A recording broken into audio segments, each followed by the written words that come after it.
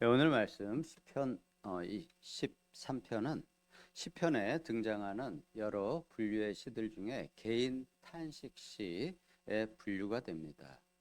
이 탄식 시 중에서도 아주 가장 간결하면서도 완벽한 구조의 형식을 가진 영적으로나 예술적으로 상당히 높은 가치를 받는 훌륭한 시입니다.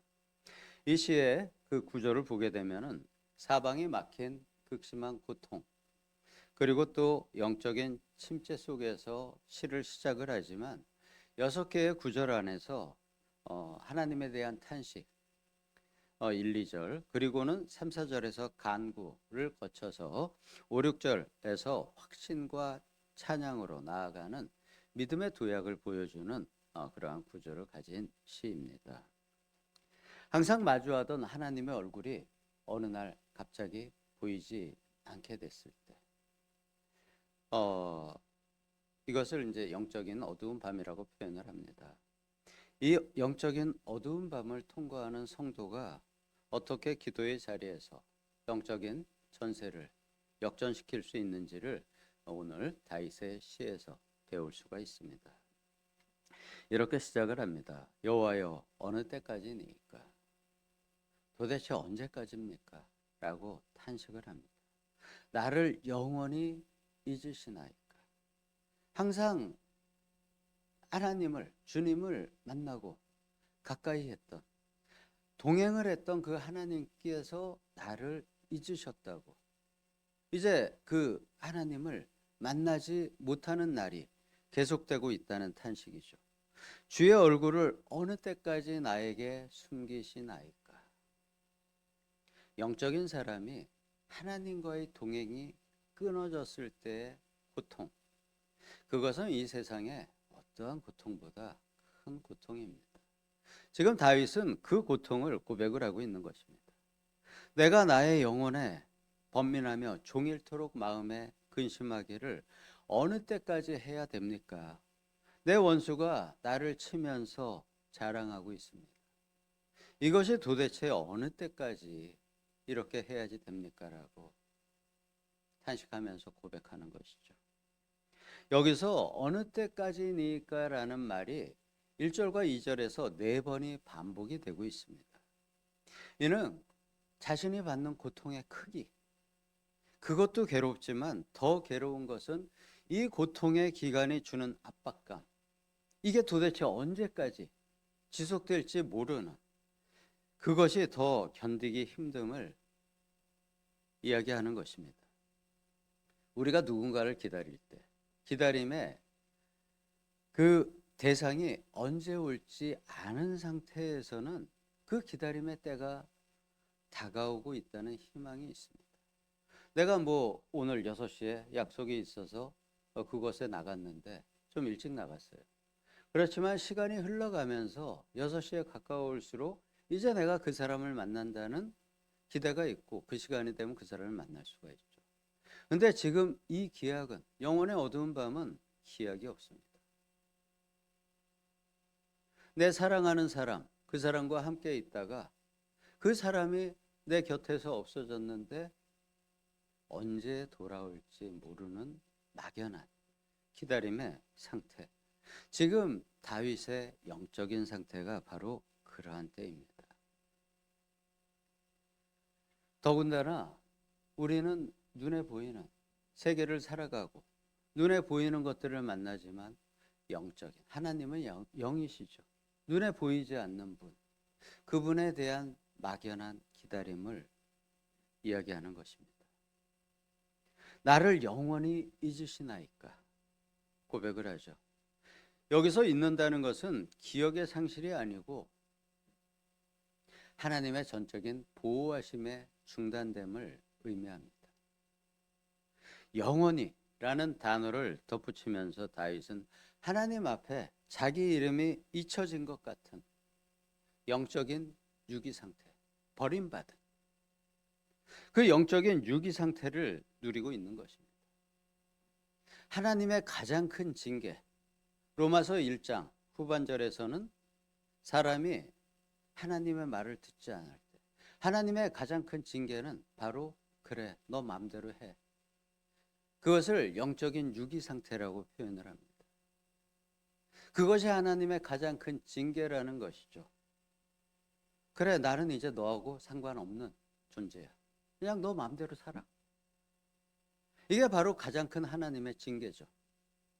근데 다윗이 하나님과 항상 동행하면서 살다가 그분을 느끼고 그분 안에서 살다가 이것이 끊어졌을 때 그 엄청난 고통, 이것이 도대체 언제까지고 당신은 나를 영원히 잊으셨나이까? 라는 고백입니다. 하나님께서는 하지만 믿음의 사람들을 외면하지 않으십니다. 때가 되면은 돌아옴을 다윗도 압니다. 다윗도 그러한 영적인 선배들의 모습을 봤을 것이고, 그분이 잊혀진 그 잊혀짐의 시간이 다시 시간이 지나면은 돌아오실 것을, 동행할 것을 알고 있지만 지금 상태가 너무 괴로운 것입니다. 주의 얼굴을 숨기시나이까? 그 얼굴을 숨기셨다는 것은 하나님의 자비가 가려지고 오직 침묵만이 남은 상태. 이것을 영어로는 Dark Night of the Soul, 영혼의 어두운 밤이라고 이야기합니다. 우리 개인들에게도 이러한 시간이 있죠. 아마 여기 계시는 믿음의 생활을 하다 보면은 나에게서 그 영적인 은혜가 떠나갈 때가 있습니다. 내 인생의 어떠한 환경들이 어려울 때 오는 그 어려움들도 우리에게 많은 마음의 고통을 주지만, 하나님의 은혜가 나에게서 100% 완전히 떠나가고 하나님과의 영적인 교류가 끊어졌을 때 느껴지는 그 고통은 너무 큽니다. 아마 경험해 보신 분들이 많이 계시리라 생각합니다. 그때 그것을 극복할 수 있는 방법, 물론 하나님께서 다시 만나 주시죠. 근데 그 상태에서 내가 하나님과의 끊어짐, 그래서 이제는 나는 독립해서 내가 살아가야 되는구나 라고 나의 힘으로 살아가고자 할 때 하나님이 돌아오시지 않을 가능성도 존재는 하지만, 바로 그 영혼의 어두운 밤에서는 내가 해야지 될 일은 안 보이지만 하나님께서 나를 지켜보고 계시고 그리고 돌아오실 것이라는 그 기대, 그 확신을 가지고 하나님을 찾는 것입니다. 하나님을 향해서 부르짖고 그 영혼을 끝없이 구하며 찾을 때 어느 날 주님께서 돌아오시죠. 그래서 돌아와서 다시 주님과의 동행이 이어질 때 내가 많이 성장이 되어 있음을 보게 됩니다. 영혼의 어두운 밤은 내가 이제 독립적으로, 그리고 하나님께서 우리가 아기 때는 어떤가요? 모든 것을 공급해 주시고 강권적으로 우리를 붙잡아 주시고 은혜를 주시죠. 그러다가 어느 날 그게 끊어졌을 때 이제는 내가 하나님을 찾아가는 과정에 숙제로 주어진 것입니다. 그 과정을 다루는 것이 바로 아가서죠. 아가서에서 그 여자가 살로메 여인이 솔로몬과의 만남이 끊어졌을 때 5장 내용인가요? 거기서 찾아 헤매는 바로 영혼의 어두운 밤을 표현하고 있는 것입니다. 지금 다윗이 그것을, 그 시기를 거쳐가고 있음을 표현을 해주고 있는데, 그때의 가장 좋은 방법, 유일한 방법은 안 보이지만 하나님을 믿는 것, 하나님을 끊임없이 찾고 부르짖는 것. 그러면은 그 끝이 보이지 않는 어둠의 터널에서 빛이 보이기 시작하면서 내가 그 빛을 더욱 향해, 하나님의 빛을 향해서 찾아갈 때 그 빛이 그 전보다 더 거대한 빛이 되어서 찾아오게 됩니다. 그런데 다윗이 이렇게 고백을 하죠. 나의 영혼이 번민합니다. 하나님이 침묵하시자 다윗은 스스로 살아남기 위해서 머릿속으로 수만 수천 가지 생각을 계획을 세우고 장깨를 굴리는 상태. 이것이 바로 영혼의 번민입니다. 그것을 하루 종일 마음속에 있는 슬픔, 근심, 그것이 더해지죠. 내 생각으로 이것을 뭔가 돌파하고자 할 때, 그럴 때 우리에게는 슬픔과 근심이 더욱 깊은 고독이 찾아오게 됩니다. 사람들 사이에서의 관계가 끊어졌을 때의 그 외로움, 고립감, 그것이 우리는 보통 불안함, 공황, 그러한 것으로 이어지게 되죠. 그런데 그것보다 더 큰 영적인 외로움, 고독감이 찾아오게 됩니다. 그럴 때 다윗이 이렇게 표현하죠. 나는 번민합니다. 그렇지만 다윗이 나는 번민합니다라는 글을 쓴 이유는 그것을 중단해야지 된다는 것입니다. 자기도 그러한 시기가 있었지만 이제 그것을 그 번민을 그치고 그러면 어떻게 해야지 되나요? 탄식에만 머무는 것이 아니고 간구의 자리로 나아가야 합니다. 그래서 그는 하나님을 향해서 나를 생각하사 응답하시고 나의 눈을 밝히소서라고 외치죠. 나를 향해서 시선을 고정하고 깊이 주목해 주십시오. 돌아와 주십시오라는 간절한 요청. 이것이 바로 유일한 방법입니다.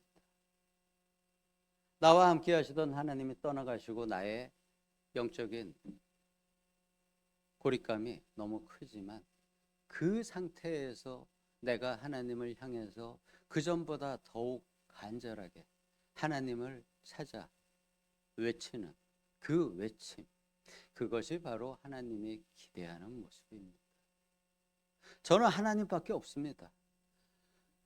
주님밖에 내 마음에 주인이 없으십니다. 근데 주인이 떠나가시면 나보고 어쩌라는 말입니까? 속히 돌아와 주십시오. 이것이 바로 하나님이 기대하시는 그 사람을 향한 모습입니다. 이 영적 침체기에서 스스로 살 길을 찾으려고 노력하지 마십시오.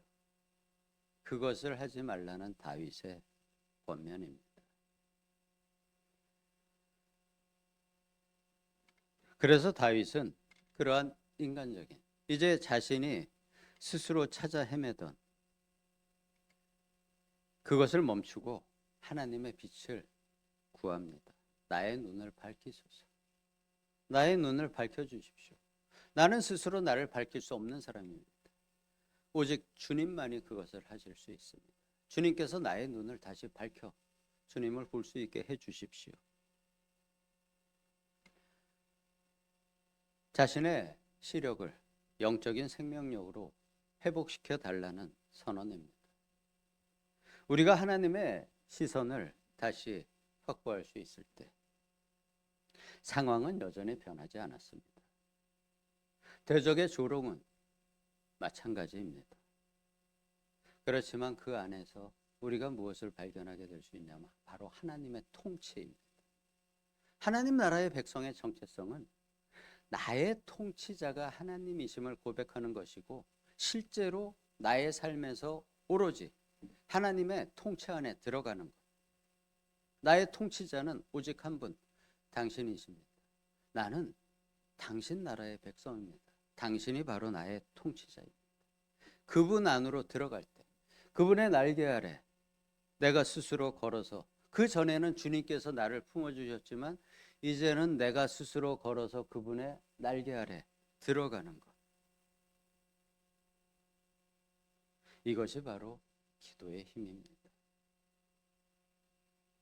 바로 그 안으로 들어갈 수 있는 방법, 유일한 방법이 바로 기도이고 나의 마음을 온전히 그분께 올려드리고 그분께 맡겨드리는 것입니다. 마태복음 10장 29절 30절에 그러한 말씀이 있죠. 너의 부모와 자녀와 남편이나 아내, 전토, 모든 부동산, 동산 그 모든 것을 어떻게 하라고요? 버리라고 했습니다. 여기서 버리라는 것은 맡기라는 뜻이죠. 그 모든 나의 모든 것을 나 자신조차도 주님께 맡길 때 그것을 100배나 돌려주십니다. 그렇지만 거기에는 핍박이 따른다고 되어 있죠. 주님이 가셨던 길입니다. 근데 거기서는 내 주변의 모든 것을 맡기라고 이야기했지만 지금 다윗이 고백하는 것은 나 자신을 맡기는 방법에 대해서 이야기하고 있는 것입니다. 그것이 바로 영안이 열리는 것입니다. 나의 시선을 차단하고 영적인 눈, 나의 영의 눈이 아닌 주님의 영적인 눈으로 세상을 바라보는 것, 그리고 그것을 구하는 것, 그것이 임재하는 것, 그것이 바로 영안이 열리는 것이죠. 이 영안이 열리는 사건이 이제 다윗에게 일어납니다. 앞선 모든 절망적인 상황을 뒤로하고 다윗은 바로 하나님의 헤세드, 하나님의 사랑, 하나님의 자비를 구하죠. 그 하나님의 헤세드로 자신의 시선을 옮겨갑니다. 지금의 상황을 바라보는 것이 아니고 하나님의 언약적인 사랑을 바라보고 그것만을 기대하는 것입니다. 환경은 사망 속에 있는 것 같고 원수들은 나를 좌지우지하지만 그 신실하신 하나님의 성품에 자신의 마음을 고정하는 것입니다. 그분의 뜻을 따르고자 하는 것입니다. 너희는 먼저 그의 나라와 그의 의를 구하라. 바로 그 삶을 살아가는 것입니다. 그래서 다윗은 아직 현실적인 구원이 임하지 않았습니다. 다윗은 그 어려운 환경 자체를 살아가고 있지만 변한 것은 단 하나, 다윗의 마음입니다. 하나님 왜 나를 버리셨나이까? 어느 때까지입니까? 에서 주의 구원을 기뻐하리이다로 자신의 마음을 바꾸는 것입니다. 자신의 영적인 시선을 이쪽에서 하나님 쪽으로 하나님의 구원을 바라보고 그것을 기뻐하는 것입니다. 그것이 아직 임재하지 않았습니다. 그렇지만 그것의 임재하심을 기뻐하는 것입니다. 마지막 6절에서 이렇게 이야기합니다. 주께서 내게 은혜를 베푸심이로다. 주께서 은혜를 나에게 베풀어 주셨습니다. 이것은 뭐죠? 미래의 상황입니다. 그런데 그 미래의 상황을 어떻게 하고 있나요? 현재에 기뻐하고 있습니다. 미래의 구원을 미리 땡겨서 현재에서 기뻐하고 감사하는 것이죠. 영적으로 살아가는 사람은 미래가 현재가 됩니다. 그러면 현재는 어떻게 되나요? 현재는 과거가 되는 것이죠. 과거의 일은 현재의 관점에서 해석을 하면은 그것을 통해서 뭔가를 얻게 되고 그리고 그냥 그것이 잊혀지는 것이죠. 그렇지만 현재는 미래의 일을 내가 현재로 살아가는, 그리고 현재의 일은 과거에 두는, 이것이 바로 영적으로 깨어있는 사람의 삶인 것입니다. 이것이 바로 믿음이고 말씀에 대한 순종입니다. 믿음이 바라는 것들의 실상이 되는 것, 보이지 않는 것에 나타나는 것, 이것이 바로 내 마음에서 이루어지는 것, 그것이 바로 성경이 말하는 우리의 믿음입니다. 그리고 그것을 믿는 것, 그것이 순종입니다. 하나님은 때때로 우리를 그러한 탄식의 밤, 하나님과 영적이 끊어진 영적인 어두운 밤으로 우리를 인도하십니다. 그것은 우리를 버리시기 위함이 아닙니다. 세상의 끈을 끊고 나에게 있던 모든 것들, 하나님의 은혜로 내가 누리던 그 모든 것마저도 끊어진, 그렇지만 그 끊어진 상태에서 순수한 나의 마음으로 하나님을 바라보는 것, 나의 온 마음을 다해서 하나님을 기대하는 것, 영혼의 어두운 밤으로 인도하시는 이유는 우리를 버리시기 위함이 아니라 세상의 모든 끈을 끊고 오직 하나님 한 분만을 순수하게 신뢰하는 순전한 신앙의 사람으로 빚어가시기 위한 우리를 향한 연단하심입니다. 우리가 아기 때는 하나님의 보호하심 아래, 우리가 영적인 어린아이일 때는 하나님의 그 순전하신 보호하심 아래에 있게 됩니다. 그리고 그 안에서 하나님의 나라를 경험하게 되죠. 하지만 때가 되면 이제 나 스스로 나의 주변을 내가 하나님의 나라로 만들어 가야 합니다. 영성에 있어서 중요한 것은 두 가지. 나의 위치, 또 하나는 나의 시간입니다. 처음에는 하나님께서 나와 내 주변을 하나님의 나라로 만들어 주시지만 이제 시간이 돼요. 단단한 것을 먹을 수 있는 신앙으로 내가 나아가게 되면은 이제 내가 나의 위치를 하나님의 나라로 만들고, 하나님의 나라를 만든다는 것은 하나님과의 동행이죠. 하나님의 영이 나에게 임재하셔서 내 안에 내주하는 것. 그러면은 내가 어떻게 되나요? 내가 하나님의 나라가 되는 것이죠. 내가 하나님의 나라가 되어서 이제 내 주변을 하나님의 나라로 만들어 가는 것.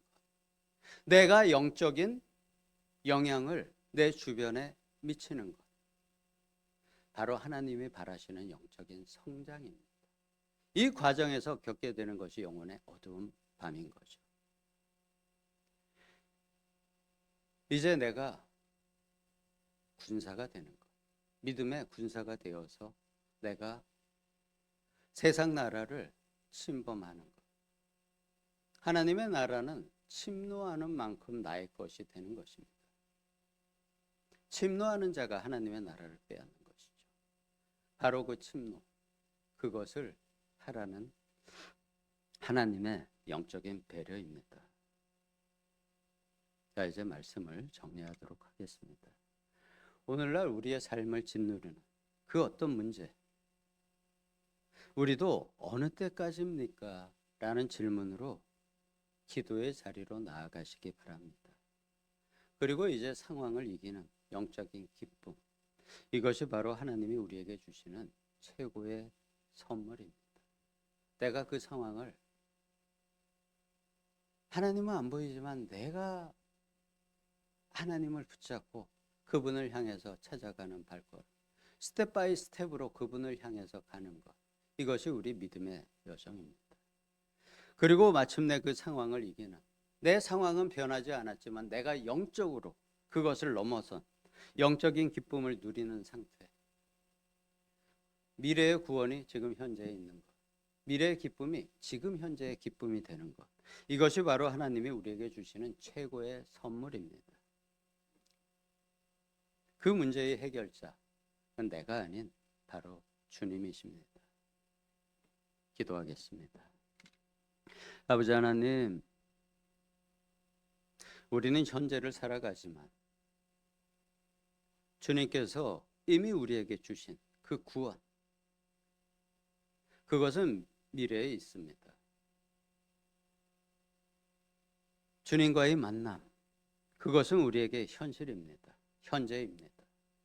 우리가 그것을 누리며 미래에 하나님께서 주실 그 모든 것까지 내가 현재 누리며 살아갈 수 있는 영적인 기쁨, 그것을 우리 모두 누릴 수 있기를 예수님의 이름으로 기도드리옵나이다.